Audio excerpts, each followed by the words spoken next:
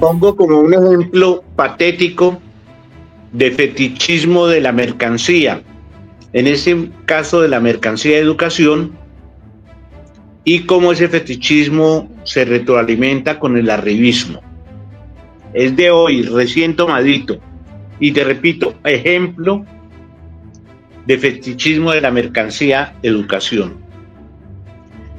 Dice el tuitero anónimo lo siguiente: la Universidad de los Andes no es una institución educativa, es un monumento al egoísmo, al clasismo y a la codicia legalizada. Fue fundada no para educar, sino para garantizar que el conocimiento siguiera siendo propiedad de una élite. Hoy cobra casi 37 millones y va en aumento por un semestre de medicina, y aún así tiene el descaro de llamarse, entre comillas, fundación sin ánimo de lucro. No paga impuestos como las demás empresas, no rinde cuentas, no retribuye al país. ¿Quién puede pagar eso? Nadie.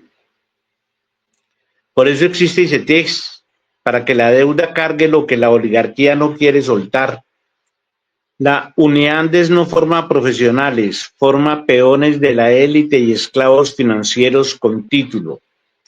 Y cuando alguien pobre logra entrar, lo exprimen con cuotas impagables, lo obligan a hipotecar su vida y le hacen creer que es un privilegio por estudiar ahí. Le lavan el cerebro con que su título será el mejor del país solo por estar ahí.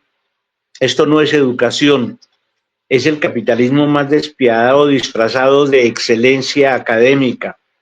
No es mérito, es mercado. No es conocimiento, es negocio. No es prestigio, es saqueo. La Universidad de los Andes representa todo lo que está mal con la educación en Colombia, y mientras su fundación, entre comillas, siga exenta de impuestos como las demás empresas y blindada por el Estado, el futuro del pueblo seguirá secuestrado. Y jamás, pero jamás podremos hablar de una reforma humana al ICETEX mientras el que ostenta la guadaña de oro observa desde lo alto, intocable, como si ni siquiera se atreven a voltearlo a ver. Ahí termina la fábula de hoy. ¿Hay alguna pregunta, comentario sobre lo que hemos venido trabajando, las lecturas, etcétera? No, profe, ya estamos bien. Estamos ahí bien. Sí, señor. Bueno, eso me alegra. Buen comentario de lo de la universidad. Así que... El fetichismo, como lo comentamos hace 8 días, está presente y carcome el espíritu humano. Todos estamos imbuidos por ese fetiche, por el fetichismo de las mercancías. Y este es un claro ejemplo de cómo un servicio educativo de educación superior se maneja como un fetiche, siendo simple y llanamente una vulgar mercancía que aumenta el precio por un factor completamente indemostrable, que es el prestigio académico. Por eso y para eso se inventan tantas mediciones en las universidades, particularmente en las universidades de élite y en general en la educación. Creen que es una industria y que los resultados se pueden medir como los resultados de cualquier industria cuantitativamente. A ellos no les importa la satisfacción del cliente ni qué pase con el cliente después de que consuma su mercancía, la mercancía que les compró. Para ellos el interés en el cliente desaparece tan pronto como ingresa el pago en la caja de la universidad. Lo que sigue de ahí para adelante es todo un simulacro. Tenemos los mejores profesores. Para tener los mejores profesores, tienen que recurrir frecuentemente a contratar a profesionales egresados de las diferentes disciplinas en la Universidad Nacional, que es una universidad sostenida por el Estado. Hay muchísimos profesores de la Universidad Nacional cuya aspiración real no es hacer carrera en la Universidad Nacional y retribuir desde la misma universidad la inversión que el Estado ha hecho en su formación. No, todos o una gran mayoría de estos compañeros busca hacerse profesor en universidades privadas y particularmente en la Universidad de los Andes, de donde es, entre otras cosas, no sé cómo esté todavía vinculado el camarada que vino hace 8 días a Bucaramanga. Subiría, Sergio de Subiría, profesor de la Universidad de los Andes y creo que fue simultáneamente profesor de la Universidad Nacional. Y muchos compañeros profesores aducen esa ansiedad por entrar a la carrera docente en la Universidad de los Andes,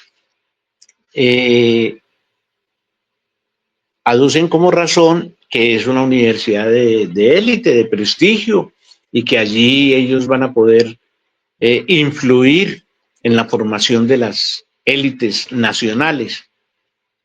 El ejemplo más claro de cómo forman en la Universidad de los Andes a las élites está en el hoy lamentablemente herido Miguel Uribe. Es de ese corte, es de ese perfil, como se dice, la mayoría de los estudiantes de la Universidad de los Andes, del externado. Y repito, hay muchos compañeros,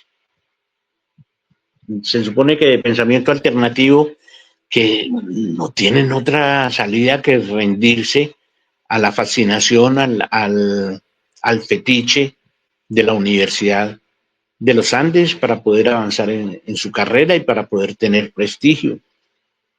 De esa manera, el fetiche se retroalimenta, como decía hace un momento, con el arribismo.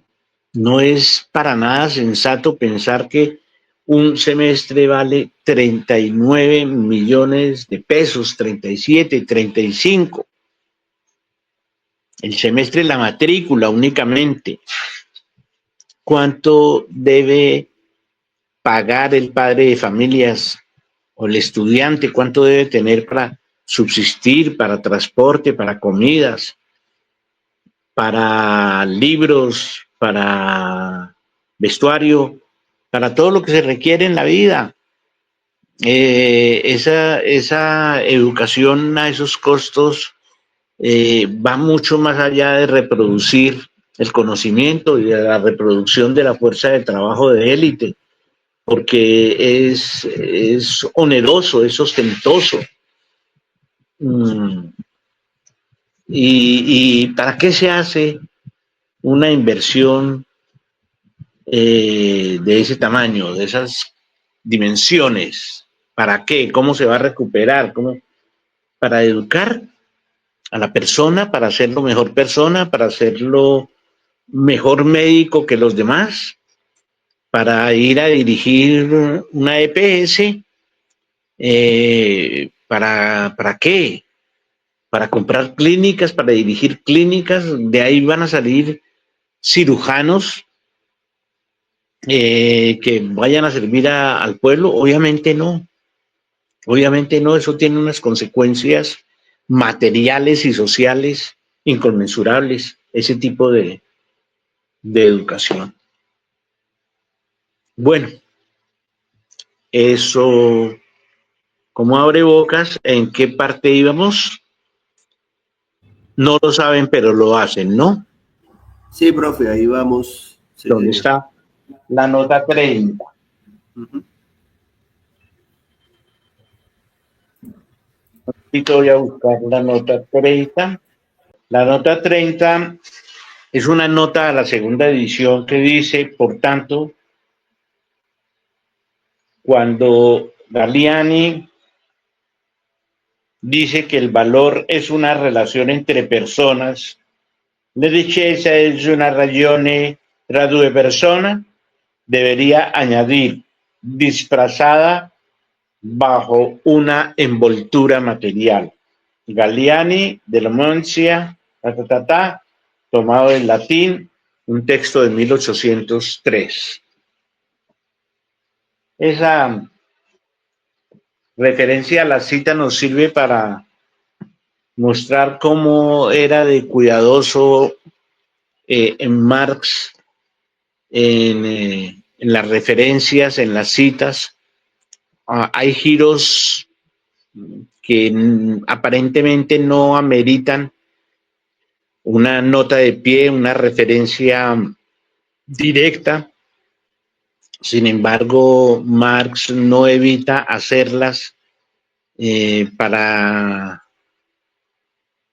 por una parte, respetar las fuentes del conocimiento que utilizó en su investigación, las fuentes que utilizó en su investigación, como hace todo buen investigador, sino que además amplía el horizonte a los investigadores y a los lectores sobre qué fue lo que dijo esa fuente. Y es una muestra de erudición,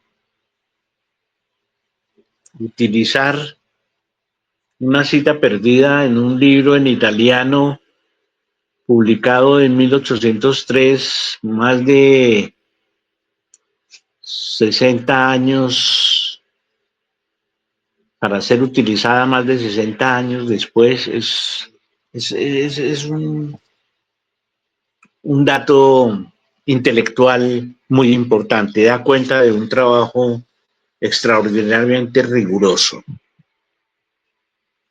Por tanto, el valor no lleva escrito en la frente lo que es. Lejos de ello, convierte a todos los productos del trabajo en jeroglíficos sociales. ¿Sí? Un jeroglífico social, por ejemplo, es el letrero realización, promoción, SAR o sale. Son jeroglíficos sociales que tienen un alcance simbólico desmedido. Turbas grandes de gente se dirigen o se dirigían hasta no hace muchos años a las tiendas de los Estados Unidos, donde veían un letrero que decía Viernes Negro, Black Friday. El valor no lleva escrito en la frente lo que es, pero lejos de ellos, en lugar de eso, convierte a todos los productos del trabajo en jeroglíficos sociales. Luego vienen los hombres y se esfuerzan por descifrar el sentido de estos jeroglíficos, por descubrir el secreto de su propio producto social, pues es evidente que el concebir los objetos útiles como valores es obra social suya, o sea, del hombre, ni más ni menos que el lenguaje, es tanto como el lenguaje, la producción de mercancías de valor mejor, es consustancial al ser humano, como lo es el lenguaje. Es necesario para vivir y para vivir en sociedad. El descubrimiento científico tardío de que los productos del trabajo considerados como valores no son más que expresiones materiales del trabajo humano invertido en su producción. Ojo, Los productos del trabajo considerados como valores no son más que expresiones materiales del trabajo invertido en su producción. Ese descubrimiento es un descubrimiento que hace época en la historia del progreso humano, pero que no disipa ni mucho menos la sombra material que acompaña al carácter social del trabajo. Ese descubrimiento, el descubrir que la riqueza proviene del trabajo de los hombres, ese fue un descubrimiento que se hizo muy tarde, pero siempre ha sido así. Eso no disipa, dice Marx, ni mucho menos la sombra material que acompaña al carácter social del trabajo. Y lo que solo tiene razón de ser en esta forma concreta de producción, en la producción de mercancías, a saber, que el carácter específicamente social de los trabajos privados independientes los unos de los otros reside en lo que tienen de igual como modalidades que son de trabajo humano, revistiendo la forma del carácter del valor de los productos del trabajo. Ese sigue siendo para los espíritus cautivos en las redes de la producción de mercancías, aún después de hecho aquel descubrimiento, algo tan perenne y definitivo como la tesis de que la descomposición científica del aire en sus elementos deja intangible la forma del aire como forma física material.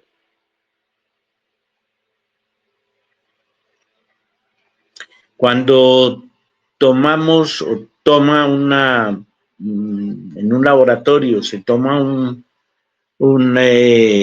átomo, una molécula de agua y se separa, esa es la descomposición científica a la que Marx se refiere en este momento cuando habla de la descomposición científica del aire.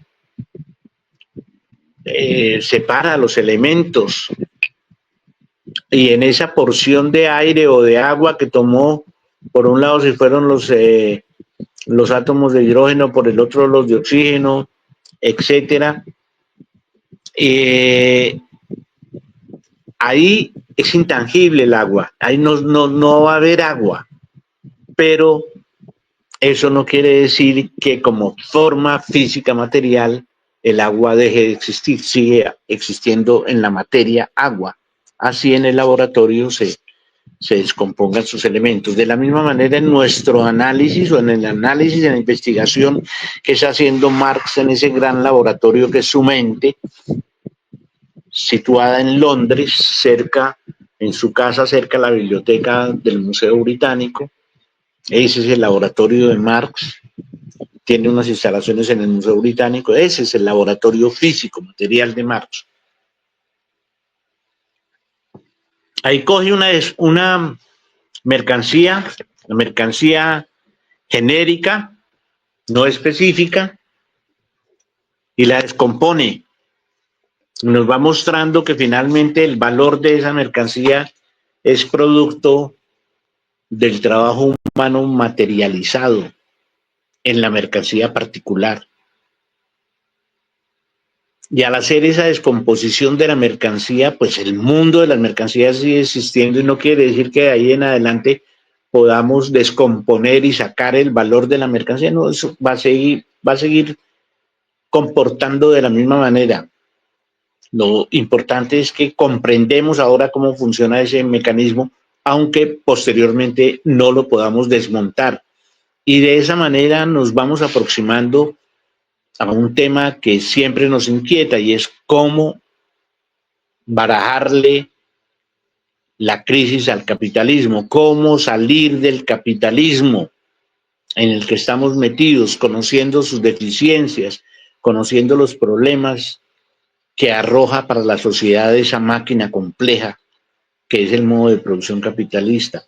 ¿De qué sirve que nos pongamos a estudiar hasta su último resorte, el trabajo humano expresado en la materialidad de la mercancía, es un trabajo material, pero el valor es intangible. Eso ya lo sabemos. Ah, bueno, entonces ese resortico último del valor, claro que lo conocemos, nosotros trabajamos. Entonces, para desmontarlo, simplemente solo produzcamos valores de uso y no produzcamos valores de cambio. No, no, no, así no funciona, compañeros. ¿Ah? Eso es lo que nos acaba de decir Marx en el párrafo anterior. Lo que ante todo interesa prácticamente, es decir, en la práctica, a los que cambian unos productos por otros, es saber cuántos productos ajenos obtendrán por el suyo propio. Es decir, en qué proporciones se cambiarán unos productos por otros. Tan pronto como estas proporciones cobran, por la fuerza de la costumbre, cierta fijeza, parece como si brotasen de la propia naturaleza inherente a los productos del trabajo, como si, por ejemplo, una tonelada de hierro encerrase el mismo valor que 2 onzas de oro, del mismo que una libra de oro y una libra de hierro encierran un peso igual, no obstante sus distintas propiedades físicas y químicas. En realidad, el carácter de valor de los productos del trabajo solo se consolida al funcionar como magnitudes del valor. El carácter de los productos del valor, ¿cuál es el carácter de los productos del valor?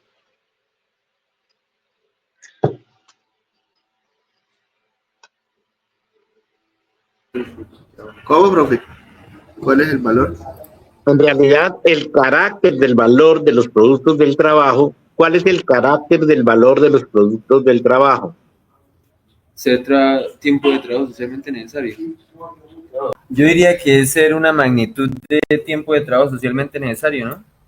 No, el carácter de valor de los productos del trabajo es lo que se consolida al funcionar como magnitudes. Es decir, En realidad, dice Marx, lean las palabras bien, en realidad, el carácter de valor de los productos del trabajo, pues estoy preguntando, ¿cuál es el carácter, cuál es en realidad el carácter de valor del producto del trabajo? el valor de cambio, sí, no puede ser el valor. No, no, no, lo está diciendo en la pregunta. Habíamos hablado del doble carácter del valor. Tiene un valor cuantitativo, un carácter cuantitativo y un carácter cualitativo, pero el doble carácter del trabajo. El doble carácter del valor es que obedece, valor es resultado del trabajo humano concreto y abstracto, en su doble carácter, abstracto y concreto al mismo tiempo. ¿Es claro? Esto es esencial que lo comprendamos. El carácter del valor está determinado por el doble carácter del trabajo involucrado en la producción de la mercancía. Es decir, involucrado y materializado en el producto. En todo producto, mercancía, hay dos valores metidos ahí. Un valor de uso y un valor de cambio. Esa conjunción de los dos valores es lo que forma el valor. Esa integración dialéctica no es sumatoria. El valor de una mercancía depende de esos dos inevitablemente. De el doble carácter del trabajo. El obrero, y eso ya lo hemos dicho varias veces, el productor de mercancías no está trabajando dos veces, está trabajando una sola vez. Y al hacer ese solo trabajo está haciendo dos cosas. Está produciendo para otro esa mercancía, más que para otro en el mercado. Produce esa mercancía para llevarla al mercado Si es trabajo humano concreto, produce ese sombrero particular, ese, para llevarlo al mercado, porque tiene un valor de uso, porque alguien se lo va a comprar porque es sombrero y él lo necesita, para lo que sea. No me importa si para ponérselo, para regalarlo. No importa si proviene de la fantasía o del espíritu. Ese. Pero ese, lo que él me va a dar a cambio del sombrero,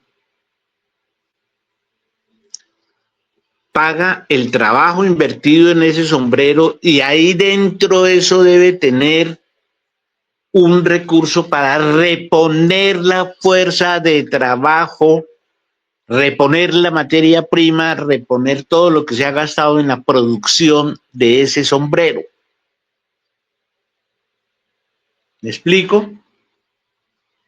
Ese sombrero debe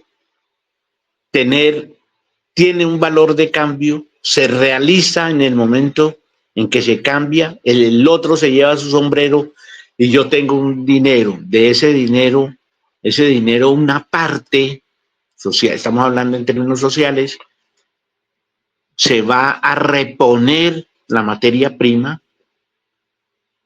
se va a pagar la fuerza de trabajo y a reponer esa fuerza de trabajo. La fuerza de trabajo ya se consumió, pero hay que reponer esa fuerza de trabajo. En realidad, el carácter del valor de los productos de trabajo solo se consolida al funcionar como magnitudes de valor. ¿Qué quiere decir eso? El resultado del doble carácter del trabajo solo se materializa, se consolida, se verifica cuando se hace el cambio, cuando funcionan como magnitudes de valor, cuando cambio 3 por 5, 2 por 4. Cuando ese sombrero lo vendo por un sombrero, lo cambio por 100,000 pesos. Funciona como magnitud de valor. En ese momento se realiza ese doble carácter, se hace realidad, se consolida al funcionar como magnitudes de valor. Si yo no cambio el sombrero, pues no se consolida como magnitud de valor y no va a ser una mercancía hasta el momento en que se venda, dicho de otra manera.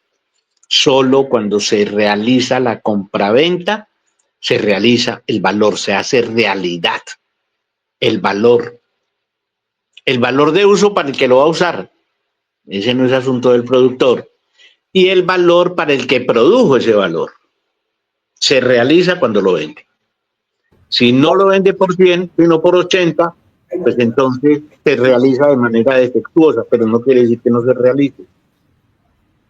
Profe, una pregunta, porque bueno, está el debate de si el valor, digamos, existe en el momento en el que hay un intercambio o si el valor ya está aportado por la mercancía y en el intercambio es que se reconoce ese valor ya aportado por la mercancía. De cambio, ¿sí? Valor de cambio. En ese sentido, sí. El valor, digamos, porque bueno, están esas dos posturas, ¿no? El valor sería producto del intercambio, o sea, existiría en el intercambio, o el valor ya está aportado por la mercancía y en el intercambio se reconoce a la mercancía como portadora de valor. ¿Y por qué no se reconoce antes? Porque es invisible. Está en la mercancía, pero es invisible. Okay, el valor entonces sí está en la mercancía antes del intercambio. Claro, el valor se produce en el momento en que se produce la mercancía. ¿De acuerdo? Listo, profe. Listo, profe, gracias. Escúchame, muy bien. Coges unas pajillas, las tejes, porque sabes hacerlo, ¿sí? Coges un formato, etcétera, unas herramientas, unas vainas, y haces un sombrero. Lo terminas. Si ese sombrero lo hiciste para llevarlo al mercado, cuando lo terminas, ya lo tienes listo, ese ya tiene un valor. ¿De acuerdo? ¿De acuerdo? Sí, profe. Ese sombrero ya tiene un valor, pero no se lo ve. Lo vas a llevar apenas al mercado y sabes que tiene un valor y tú le puedes fijar un valor. Dices, bueno, ese sombrero y haces tus cálculos y tal, tienes que venderlo por un poco más de lo que te costó la materia prima, pagarle al operario, el tiempo, etcétera, el viaje, el empaque, todo eso lo consideras y el valor del sombrero en ese momento debe cubrir eso más un plus. ¿Por qué más un plus? Hombre, porque nadie compra naranjas para vender naranjas al mismo precio. Si las vas a vender más caras, si el sombrero lo vas a vender más caro que el promedio del mercado, no, yo lo compro más barato. Y si lo vendes más barato, pues no es negocio para ti, estás perdiendo. No, hay un precio. Ese precio se fija de acuerdo con la dinámica del mercado. Entonces tú coges ese sombrero y dices, este sombrero cuesta, ya hiciste todos tus cálculos y yo me merezco ganar 20,000 pesos más de lo que costó, así que voy a cobrar 120,000 pesos por ese sombrero. Y te vas al mercado. Ese sombrero que llevas ahí en el mercado, ¿tiene valor? Claro que tiene valor. Pero ese valor no es realidad, es un valor implícito, está inmanente. Lo tienes ahí, lo llevas al mercado, le pones el letrerito, dices, este sombrero vale 120,000 pesos. La gente pasa y lo mira, no lo compra. ¿Por qué? Hombre, porque el señor de la esquina lo está vendiendo en 100. Sí, pero es que el señor de la esquina es comunista, no le compra a los comunistas. No, a mí eso me vale huevo. Se lo está cobrando 20 pesos menos. O sea, tiene menos valor en el mercado. Pero de pronto pasa alguien que dice, este me gusta más que los que vende el comunista ese, muy chévere. Hacía rato que estaba buscando ese sombrero. ¿Cuánto vale? Y el vendedor aprovecha y dice, 140. Listo, me parece muy bien. Pum, saca los 140. El valor que adquiere en el intercambio es el valor que se realiza, en el que se hace realidad, es el valor el que se hace realidad, pero solo en el intercambio. Entonces, cuando el vendedor se mete los 140 en el bolsillo y dice, listo, el valor de ese sombrero lo vendí en 140, tuvo un valor superior. Me voy a dedicar a seguir fabricando sombreros y los voy a llevar al mercado. ¿Qué precio le pongo? ¿140?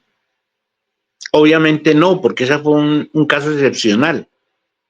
Difícilmente se va a repetir. 100, que es el que está cobrando el comunista ese, para competirle, pues sí, si bajo los costos, lo produzco en 80, pues inclusive lo puedo vender en 90 y le sigo ganando y quiebro al comunista ese. Fíjate que empieza a calcular hipótesis, pero el valor que ya se realizó, cuando se realizó dejó de ser realidad para él. Él tiene que pensar de ahora en adelante siempre en los términos del mercado, en la dialéctica, en los movimientos del mercado. Pero esa alteración de los precios no surge del mercado, del intercambio, surge de circunstancias específicas, concretas, sociales.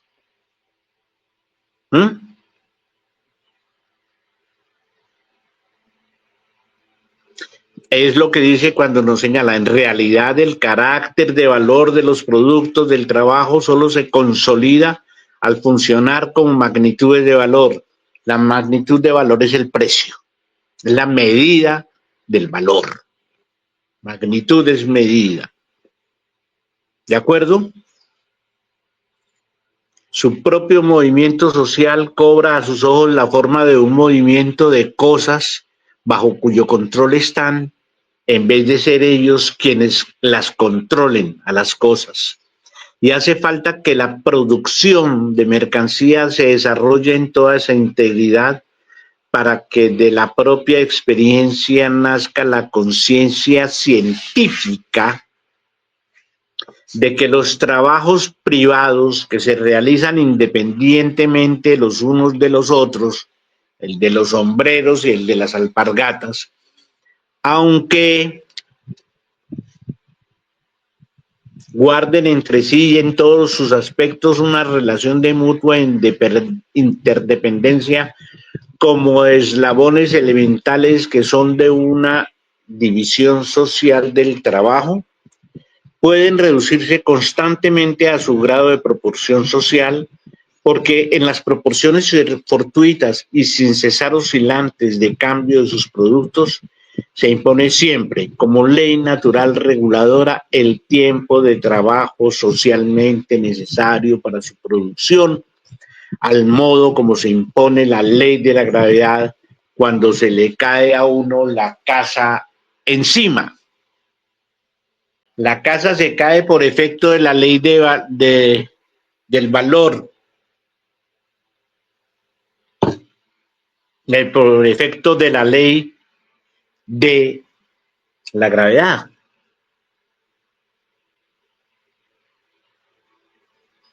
Ojo, este renglón bueno, estoy buscando la 31, ¿no?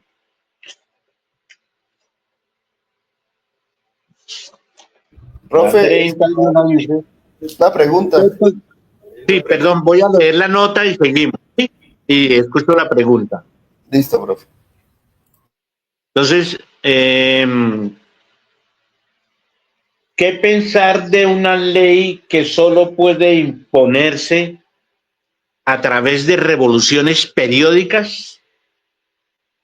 Trátese, en efecto, de una ley natural basada en la inconsciencia de los interesados. Esta es una cita tomada de Federico Engels, del texto de Engels, Apuntes para una crítica de la economía política en Deutsch, Französisch, Hauptwoche, dirigida por Arnold Ruge y Carlos Marx en París en 1884. ¿Qué pensar de una ley que solo puede imponerse a través de revoluciones periódicas? Trátese, en efecto, de una ley natural basada en la inconsciencia de los interesados. Esto quiere decir, la ley del valor no es una ley científica, por eso insiste tanto en la conciencia científica.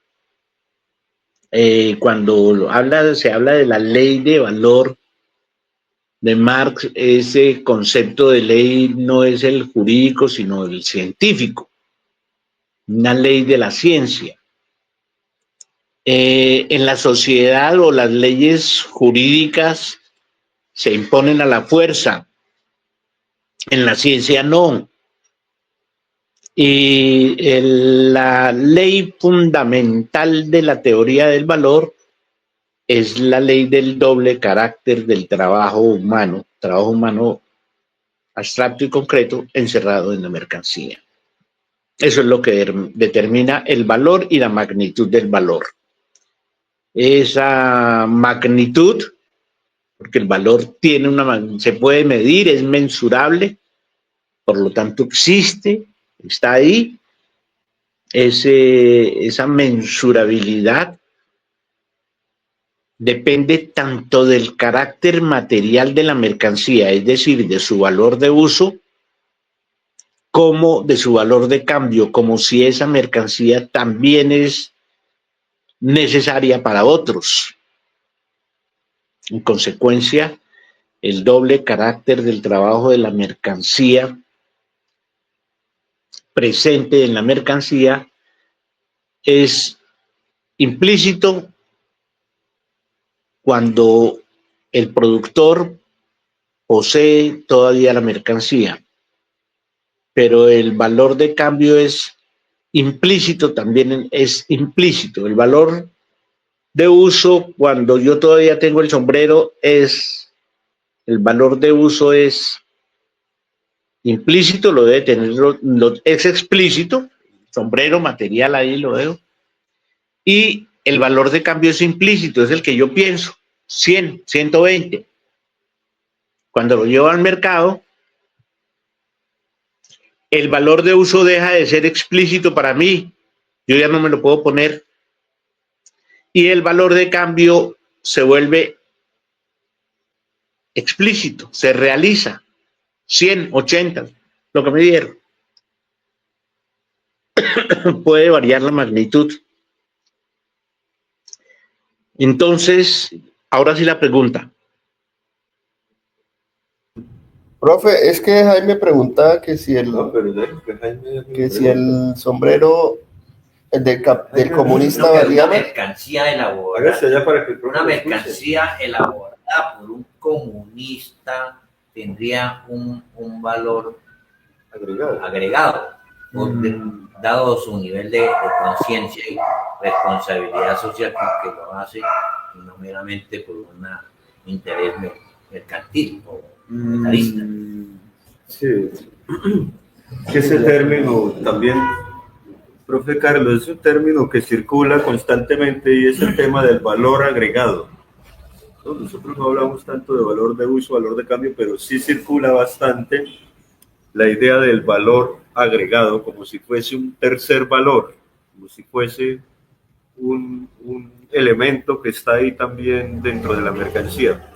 Pero le comento también que hace algunos días sosteníamos con Andrés una discusión precisamente acerca de la ley del valor, de en qué momento se aplica, en qué circunstancias funciona, porque nos preguntábamos acerca de si esa ley, y yo entiendo ley bajo la idea de la generalidad, y entiendo que la ciencia le apuesta a las generalidades, es decir, que en todo momento o circunstancia, bueno, la generalidad y la universalidad, que en todo momento y circunstancia esa ley estará funcionando.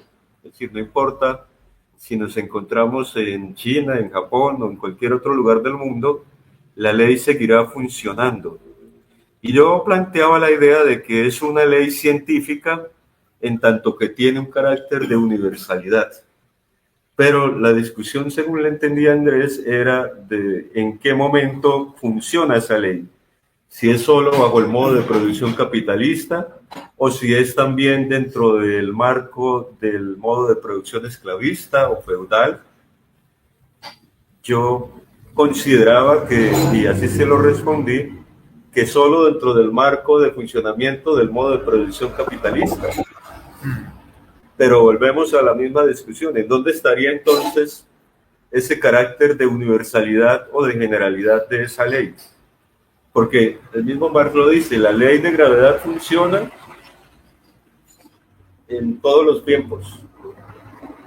En todos los tiempos, porque es una ley de la naturaleza. Pero en el caso de la ley social de la que estamos hablando, que incluso Engels le agrega otro elemento, funciona incluso de manera inconsciente, funciona incluso cuando los sujetos no tienen conciencia de lo que están haciendo, incluso en ese momento funciona una ley tan particular que no es intencional, que funciona incluso de espaldas a los productores. ¿Cómo entender esa ley ahí, profe Carlos? Esa es mi pregunta. Muy bien, bueno, muy bien. Gracias por los aportes. Vamos a despejar primero el concepto de valor agregado. No es un tercer valor, es el mismo valor de siempre. El valor es uno solo. El valor es una relación. A lo que se refiere el valor agregado es a lo siguiente. Hay un impuesto al valor agregado.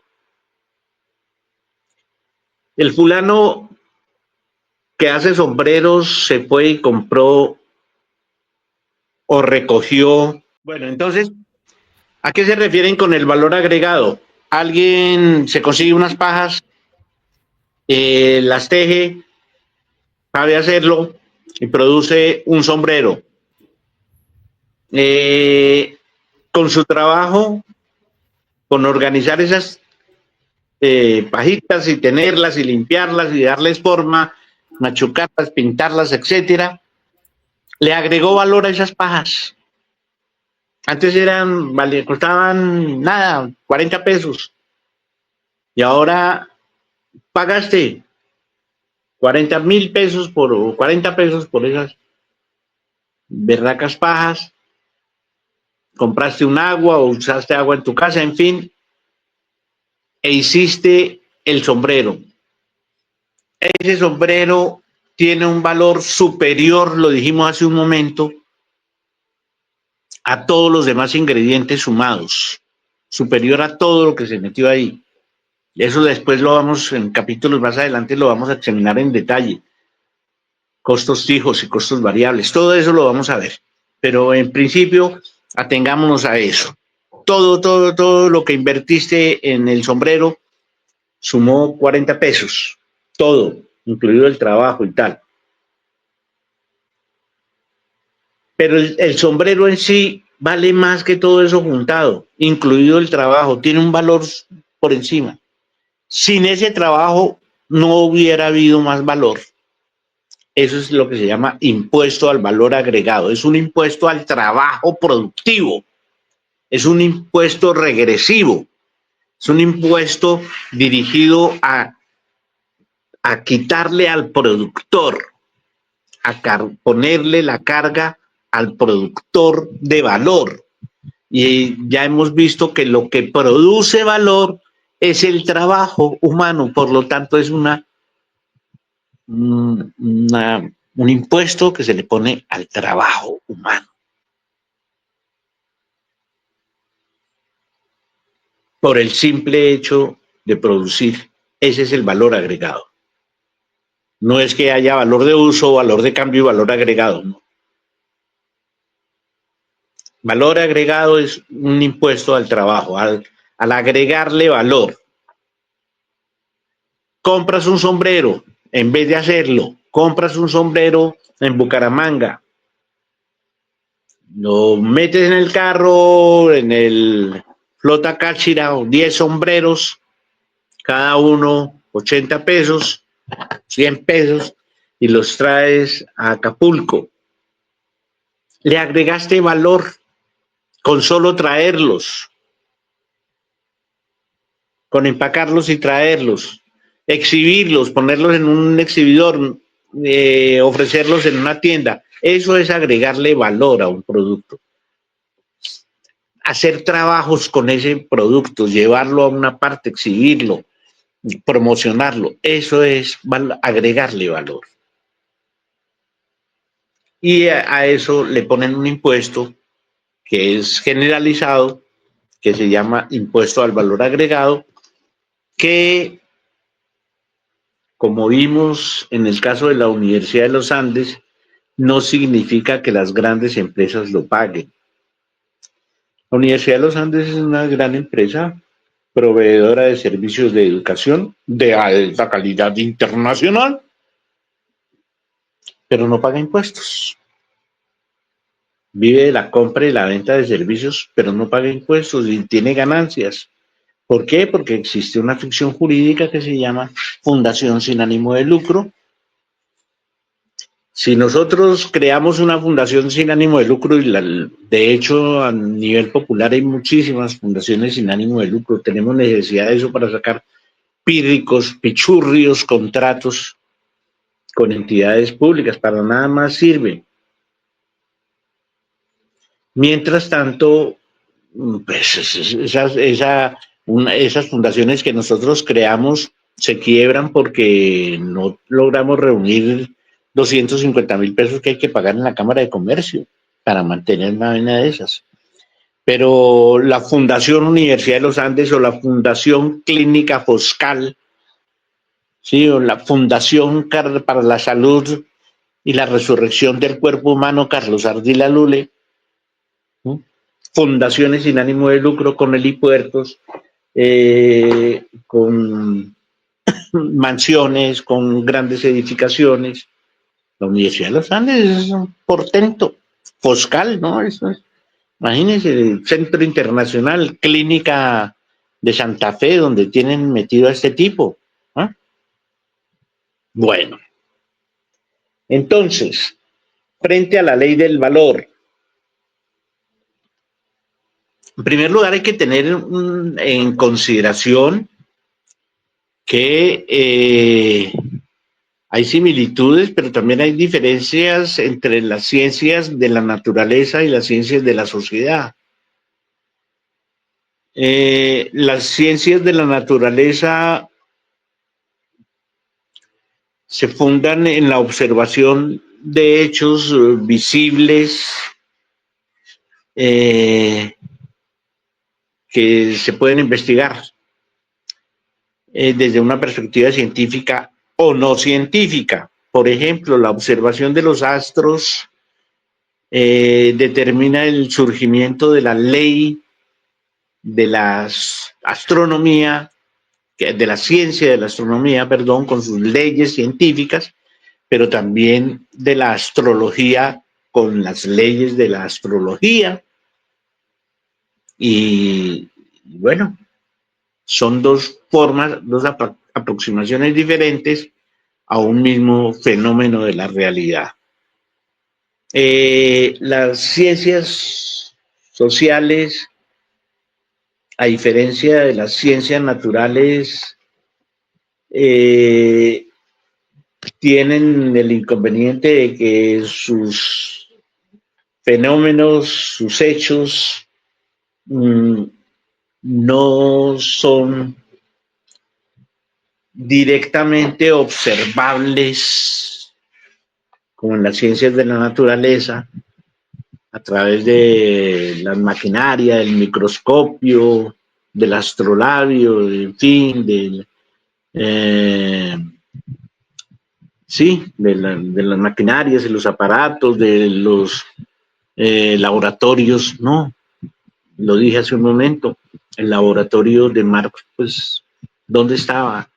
¿Dónde estaban las retortas, las máquinas que se usaba como del taller de alquimia de José Arcadio Buendía, ¿no? Aquí toca recurrir a otras herramientas de investigación, por lo tanto a otros métodos de investigación, y las leyes tienen un rasgo o una característica sustancialmente diferente a las leyes establecidas en las leyes, en las ciencias de la naturaleza, y es que las leyes de las ciencias sociales, la ley del valor, es una ley histórica, no ahistórica.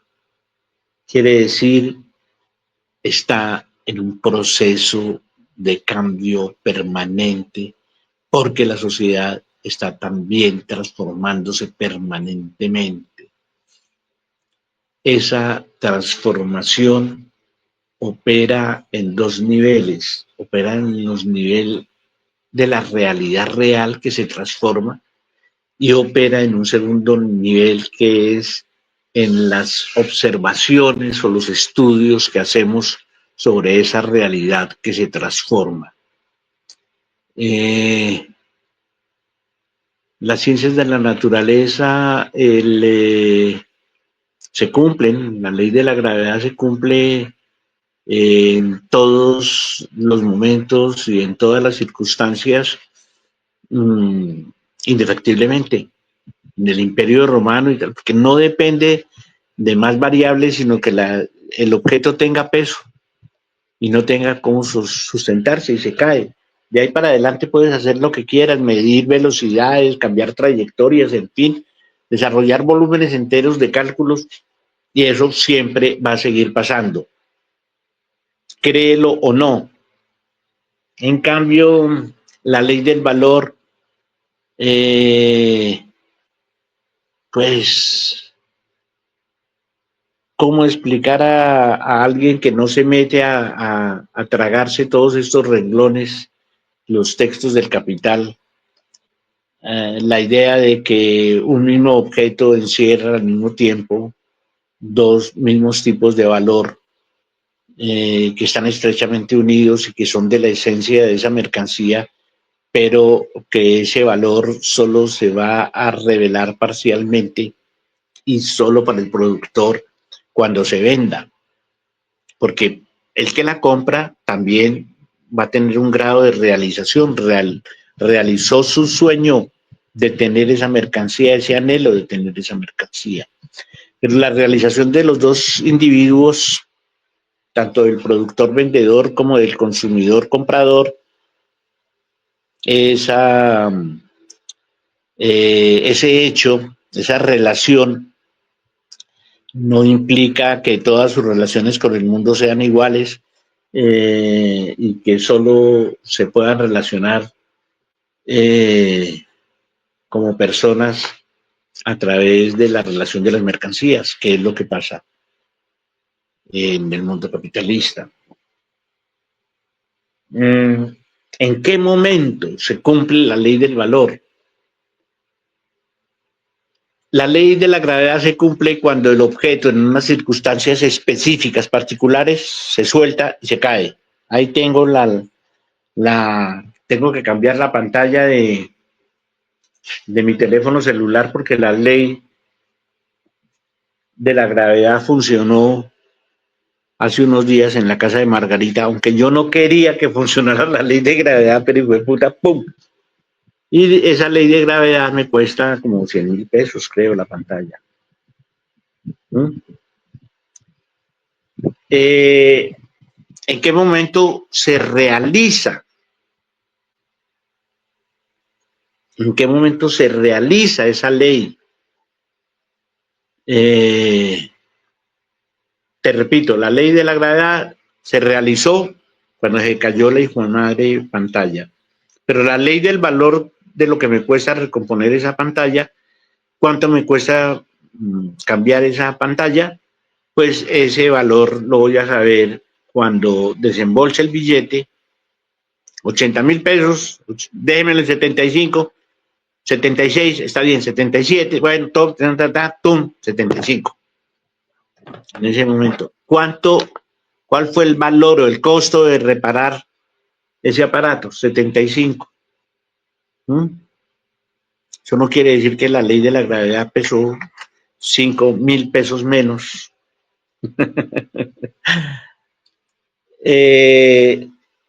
Sí, al hacer comparaciones entre la naturaleza y la sociedad, debemos tener en cuenta las similitudes, pero también las diferencias y las contradicciones que surgen de esas similitudes y de esas diferencias. Si no examinamos las contradicciones, pues vamos a hacer un análisis incompleto, idealista. Manuel, al hacer su exposición sobre tan interesante tema de la ley del valor, que vamos a seguir trabajando, es la médula del capital, la ley del valor.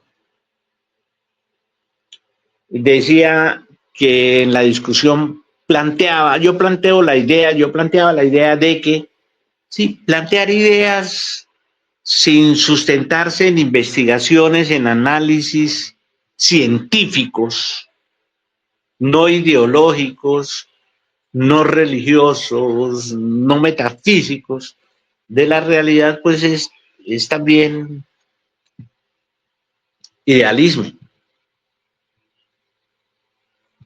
La ley de la gravedad es obviamente un enunciado teórico, surge de la mente humana, pero el fenómeno de la gravedad no surge de la mente humana. De la misma manera que el valor no surge de Marx. La ley del valor es lo que surge de Marx. El valor surge, de acuerdo con Marx, del doble carácter del trabajo involucrado en la producción de mercancías. Las condiciones específicas que estamos estudiando son las del modo de producción capitalista. Lo dijimos en el primer párrafo.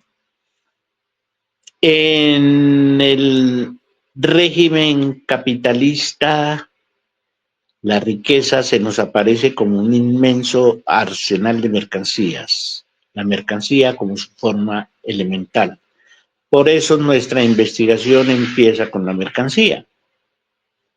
Si hubiera dicho en todos los regímenes la riqueza consiste en tal cosa, no, estamos hablando del modo de producción específicamente capitalista. Eso no significa que no podamos hacer algunas proyecciones sobre otros medios de producción. Eso no significa que no las podamos hacer, eso significa que las debemos hacer con extremo cuidado.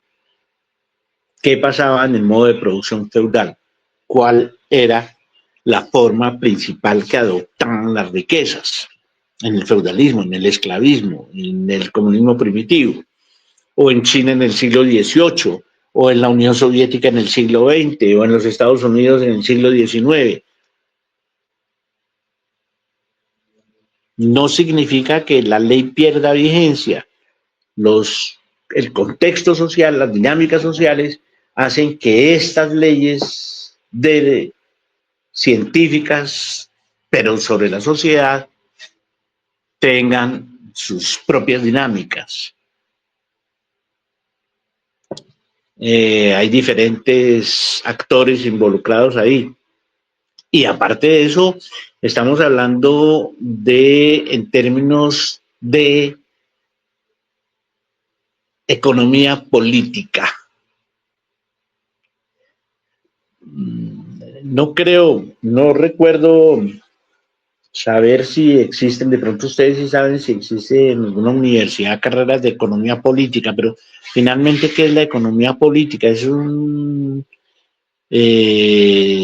síntesis, una formulación teórica que en el caso del marxismo, la economía política marxista abarca filosofía, abarca historia, abarca economía, matemáticas, historia del conocimiento, bueno, en fin, una infinidad de materias que rebasan el simple campo de la física o de la química, como sucede en los estudios de la naturaleza.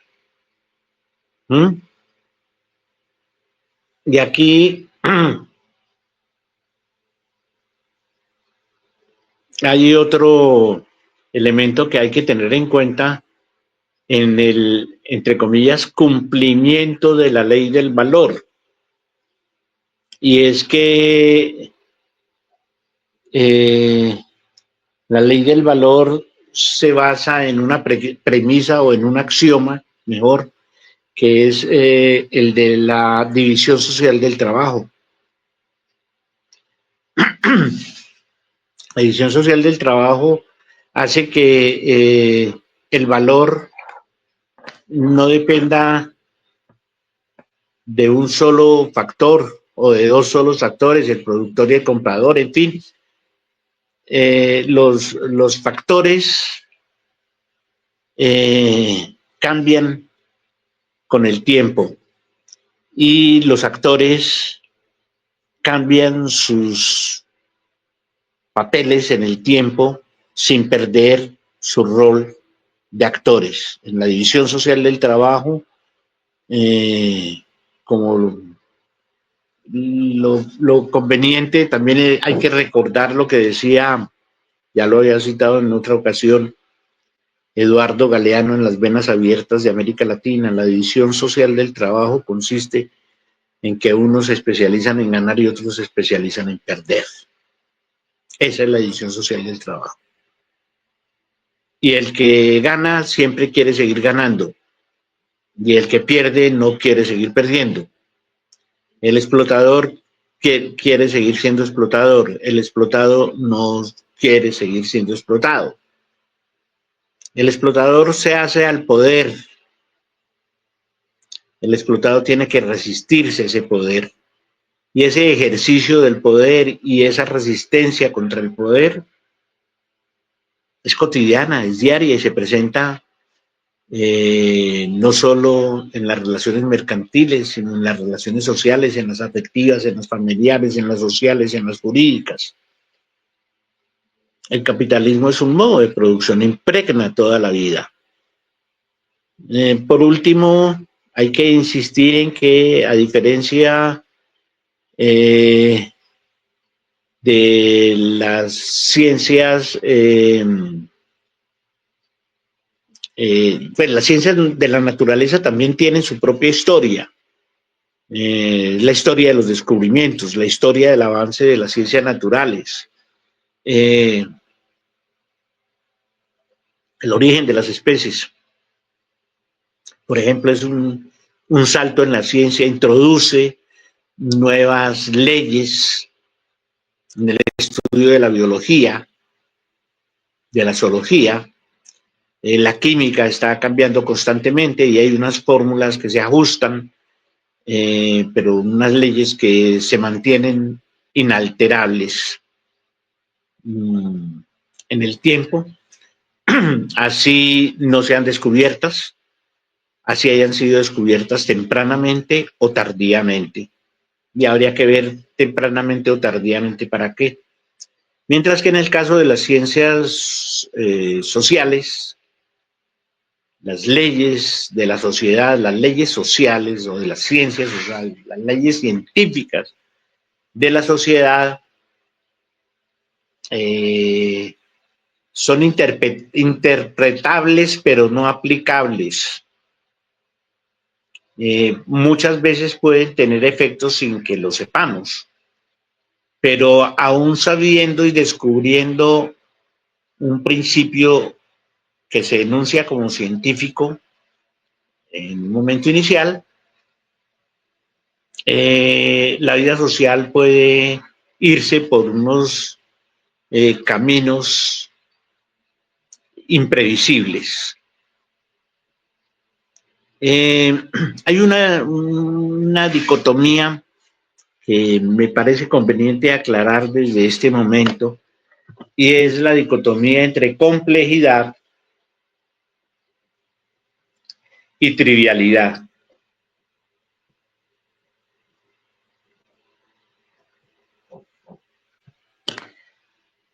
Un proceso es trivial cuando es predecible, manejable y sus resultados son verificables objetivamente.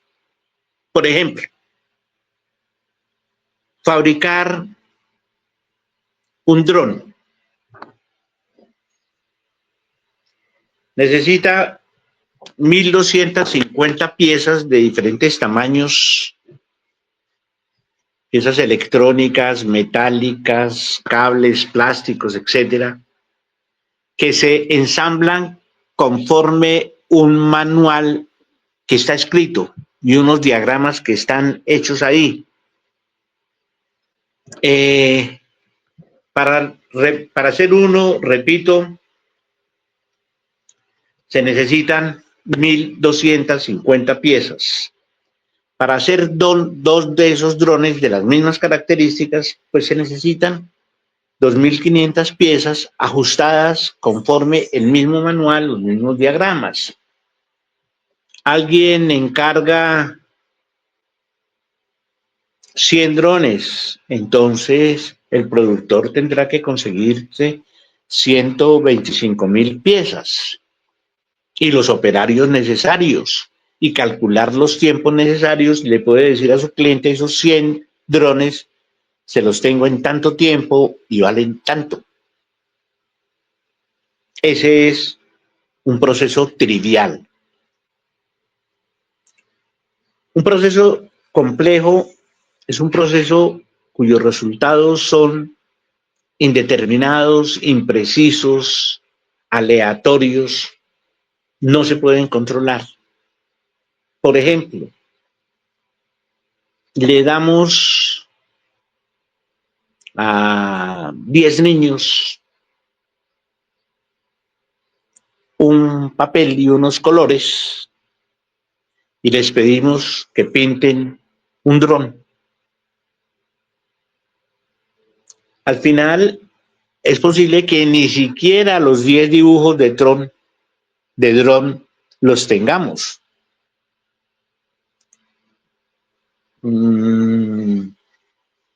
Habrá niños que rompen el cuaderno, les ponemos punticos para que hagan bien el dibujo, se salen, pintan con diferentes colores. El resultado es indeterminado. Ese es un fenómeno complejo. En el lenguaje corriente, común, creemos que lo trivial son los niños dibujando y lo complejo es fabricar 100 drones. Y es al revés. Estos son conceptos que se manejan en matemáticas, en altas matemáticas, en las teorías de la complejidad. El concepto de teoría de complejidad se basa en esto, en esta consideración. Lo trivial es predecible. ¿Cuánto es 15.428.532,45 elevado a la 32ª potencia? Ahí hay un resultado, eso es complicado, puede serlo, pero hay un resultado, métele el computador adecuado y es predecible. Se puede alcanzar. Es un problema trivial. Problema complejo. Vamos a llevar una propuesta a la asamblea del sindicato para desarrollar tal acción. O vamos a seguirnos reuniendo todos los sábados de 10 a 12 virtualmente y una vez por mes presencial para estudiar el capital, y en 3 años y 5 meses vamos a llegar al tomo 4 y ya. Y si eso es así, entonces dentro de 7 meses vamos a estar en el capítulo 28. No, eso no funciona así. Eso es complejo. Hay algunas variables que se podrán medir, pero el resultado final no se puede predecir. ¿Qué sale de una conversación? ¿Qué sale de una relación? ¿Qué sale de un debate en el que participan personas que tienen diferentes criterios y que tienen la libertad de opinar y la capacidad de decidir? ¿Qué sale? ¿Qué sale? Ahí radica la complejidad de los problemas sociales y la relativa trivialidad de los problemas de la naturaleza o de la materia. Bueno, compañeros, la determinación de la magnitud del valor por el tiempo de trabajo es, por tanto, el secreto que se esconde detrás de las oscilaciones aparentes de los valores relativos de las mercancías. El descubrimiento de este secreto destruye la apariencia de la determinación puramente casual de las magnitudes de valor de los productos del trabajo, pero no destruye ni mucho menos su forma material. La reflexión acerca de las formas de vida humana, incluyendo por tanto el análisis científico de esta, sigue en general un camino opuesto al curso real de las cosas. Comienza post festum, después de la fiesta, y arranca, por tanto, de los resultados preestablecidos del proceso histórico. ¿Las qué? Formas que convierten a los productos del trabajo en mercancías y que, como es natural, presuponen la circulación de estas, poseen ya la firmeza de formas naturales de la vida social antes de que los hombres se esfuercen por explicarse no el carácter histórico, subrayo el histórico de estas formas, que consideran ya algo inmutable, sino su contenido. Así se comprende que fuese simplemente el análisis de los precios de la mercancía lo que llevó a los hombres a investigar la determinación de la magnitud del valor y la expresión colectiva en dinero de las mercancías, lo que les movió a fijar su carácter valorativo. Pero esta forma acabada del mundo de las mercancías, la forma dinero, lejos de revelar el carácter social de los trabajos privados y por tanto las relaciones sociales entre los productores privados lo que hace es encubrirlas. Si digo que la levita, las botas, etcétera, se refieren al lienzo tanto como la materialización general de trabajo humano abstracto, enseguida salta a la vista lo absurdo de este modo de expresarse. Y sin embargo, cuando los productores de levitas, botas, etcétera, refieren esas mercancías al lienzo o al oro, la plata, que para el caso es lo mismo, como equivalente general, refieren sus trabajos privados al trabajo social colectivo bajo la misma forma absurda y disparatada. Estas formas son precisamente las que constituyen las categorías de la economía burguesa. Son formas mentales aceptadas por la sociedad y por tanto objetivas en que se expresan las condiciones de producción de este régimen social de producción históricamente dado, lo que les había dicho hace un momento, que es la producción de mercancías. Por eso, todo el misticismo del mundo de las mercancías, tanto el encanto y el misterio que nimban los productos, todo el encanto y el misterio que nimban los productos del trabajo basados en la producción de mercancías se esfuman tan pronto como los desplazamos a otras formas de producción. ¿Está clara la respuesta sobre la vigencia de la ley del valor? Ahí respondió Marx. Sí, señor. Demuestran ustedes mucha atención en la lectura. Sus preguntas parecen reflejar así, que así es. Pero esa atención es bueno tenerla enseguida porque Marx ya está diciendo, está repitiendo lo que yo ya le dije. Pero Una pregunta. O sea, podría decirse que uno de los propósitos del movimiento comunista como movimiento real que cambia el mundo es abolir la ley del valor, ¿cierto? Que las mercancías dejen de ser, digamos, la forma general de la riqueza y que el valor de cambio pues pase a un segundo plano y sean realmente valores de uso, la producción para el consumo, básicamente, y no la producción para vender en el mercado.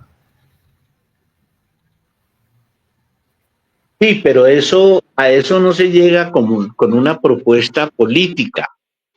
Es que ya tú me estás mandando a la toma del poder para los comunistas y eliminar la ley del valor.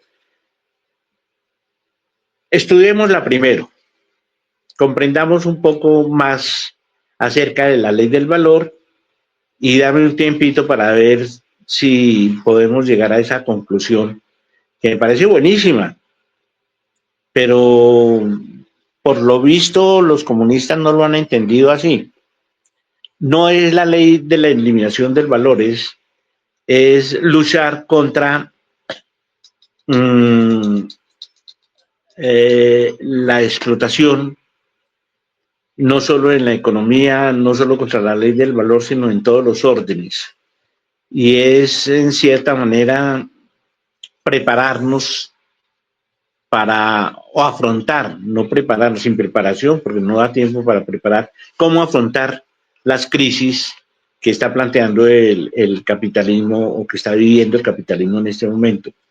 Una de las motivaciones que encontramos para desarrollar este grupo de estudio fue precisamente constatar que la crisis actual del modo de producción de capitalista nos obliga a pensar con mayor proximidad científica qué carajos es lo que está pasando en el mundo para podernos proteger mejor, mover con más seguridad, menos incertidumbre y menos problemas encima. Profe, pregunta, Manuel. ¿Ya? A ver. Sí. Sí, profe Carlos, es que me parece interesante porque usted planteaba con anterioridad el tema de la división del trabajo. Quizás en algunos textos o en algunas interpretaciones se ha puesto el énfasis en los medios de producción. Es decir, quienes controlan los medios de producción controlan la apropiación de la riqueza dentro de la sociedad, dentro de las sociedades en general. Pero aquí estamos diciendo que quien controla la división del trabajo controla la producción, controla la circulación y controla la distribución del valor. Es decir, que el problema estaría en quiénes son los que controlan la división del trabajo, porque quienes controlan la división del trabajo controlan la circulación y lo demás del valor.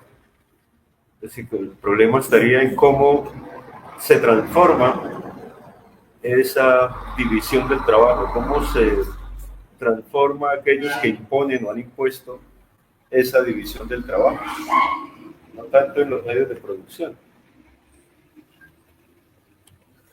Listo. Esa sería la pregunta. Listo. Sí, y yo creo que precisamente que todos estamos interesados en encontrar respuestas que resuelvan no solo los dilemas teóricos, sino fundamentalmente que orienten con mayor certidumbre nuestras acciones en la vida social.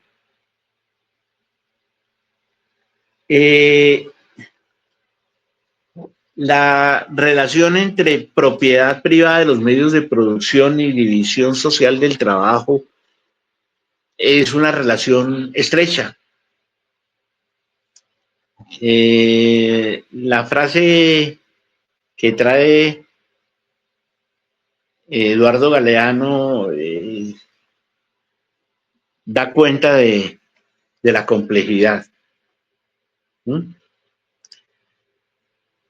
Hay unos que nacieron o que creen haber nacido para sojuzgar a los demás, para ganar en esa división social del trabajo. Es que el problema de esa división social, que no es organización social, no es una división organizada, es una contradicción, es fruto de una contradicción. Esa división se presenta porque hay unos que tienen una ventaja, que es la propiedad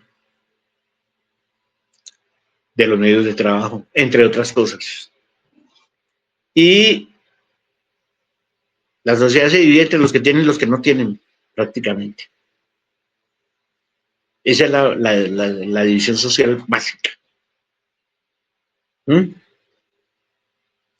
No es solo la división social del trabajo entre el que hace zapatos y el que hace los cordones para esos zapatos, que es otra división social. La división social básica es entre el que tiene las herramientas, las materias primas y el que tiene solo su fuerza de trabajo para poder producir. Y de esa se deriva otra división social, que es el que produce y tiene productos, valga la redundancia, para llevar al mercado, y el que no tiene productos para llevar al mercado se ve obligado a vender lo único que tiene para vender, que es su fuerza de trabajo. Eso hace que la fuerza del trabajo se convierta en mercancía. Una mercancía que se compra y se vende. ¿Quién compra la fuerza de trabajo? Pues el que tiene la propiedad sobre los medios de producción. Eso ahonda la división social del trabajo. La propiedad privada ahonda. Ahora, si eliminamos la propiedad privada, eliminamos la división social del trabajo, pues se eliminan algunas divisiones sociales del trabajo. Hay divisiones, diferentes categorías de división social del trabajo, pero seguiremos profundizando. A mí me anima mucho este trabajo con ustedes, estimados compañeros, precisamente por eso, porque veo inquietud, interés en que profundicemos. Pero al mismo tiempo que eso me anima y me enaltece y me agrada trabajar con ustedes, les tengo que pedir un poquito de paciencia. No estamos ni en primero de primaria, no hemos terminado el capítulo 1. Cuando estemos en el capítulo 5, que va a ser muy rápido, vamos a fluir mejor. Comprendamos lo que estamos leyendo, este punto, en toda su profundidad. Que las soluciones a las dificultades de comprensión que encontremos, las inquietudes, las vamos a encontrar más adelante. Pero, por lo pronto, fijémonos en el texto que estamos trabajando. Profe, una otra pregunta de Manuel, ¿sí? ¿O sí? ¿Sí? Profe Carlos, es que otra de las discusiones que sosteníamos con Andrés, precisamente en estos días, usted lo plantea en términos de lo trivial y lo complejo.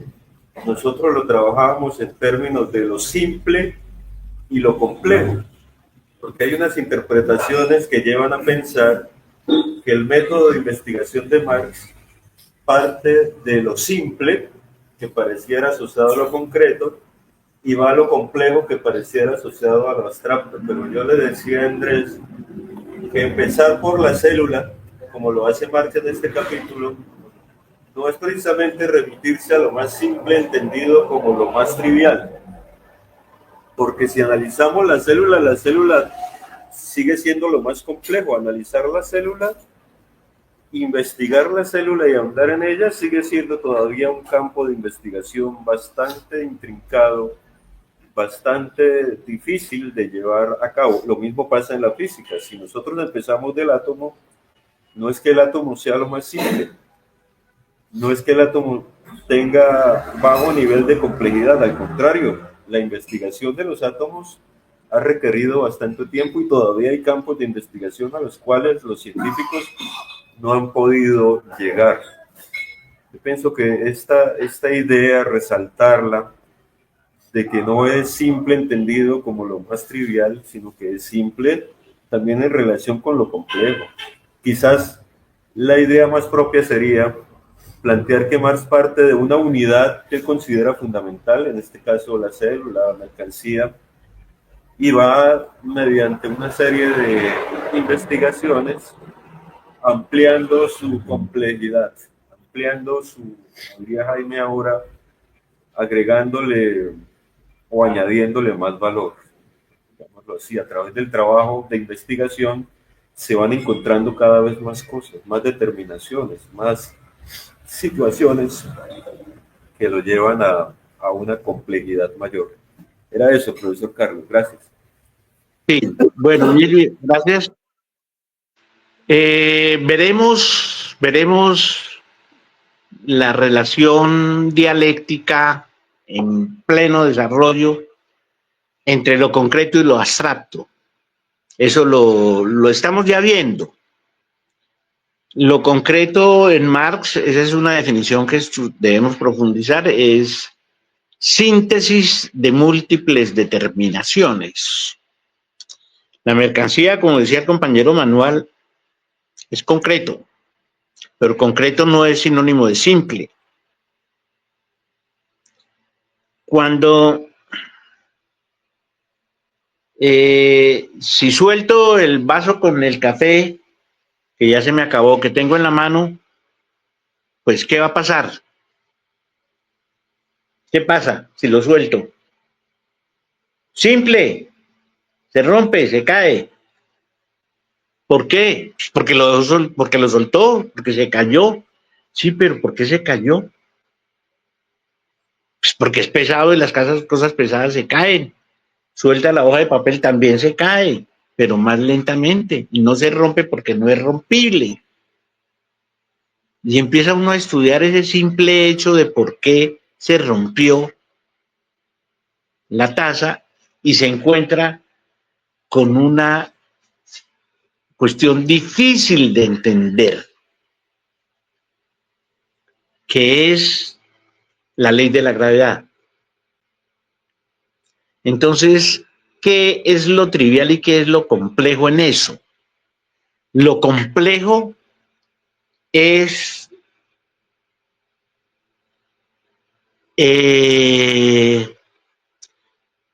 comprender la ley teórica. Lo trivial es hacer el ejercicio. Suelte el vaso y verá que se cae. Eso es como el peladito. Mamá, ¿puedo meter la mano al fogón? No, porque se quema. Mamá, ¿puedo meter la mano al fogón? No, porque se quema. Y joda el chino. Hasta que la mamá ya se cansó. Le dijo, está bien, meta la mano al fogón, no joda más. Sí, para que me queme, vieja pendeja. Sí, la relación entre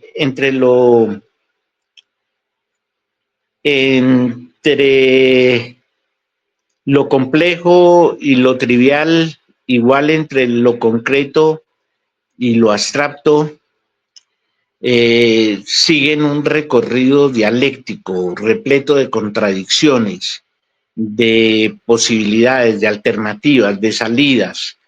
Claro, la ley de la gravedad puede evitarse y las consecuencias de soltar el pocillo no necesariamente pueden ser la ruptura del pocillo. Pongo una almohada, se rompe. Eso no quiere decir que la ley de la gravedad no se haya cumplido en ese caso. Lo que no se cumplió fue la ruptura, pero la ley de la gravedad es eterna. La ley del valor se cumple siempre, sí, en las condiciones en que las hemos establecido. ¿Cuáles son esas condiciones? Las del régimen capitalista de producción. Estas formas son precisamente las que constituyen las categorías de la economía burguesa. Son formas mentales aceptadas por la sociedad y por tanto objetivas, en que se expresan las condiciones de producción de este régimen, pone en itálica este régimen de producción históricamente dado, que es la producción de mercancías. Por eso, todo el misticismo del mundo de las mercancías, todo el encanto y el misterio que nimban los productos del trabajo basados en la producción de mercancías, se esfuman tan pronto como nos desplazamos a otras formas de producción. Dejamos ahí en otras formas de producción. Y seguiremos hablando posteriormente de las robinsonadas. Será el siguiente tema.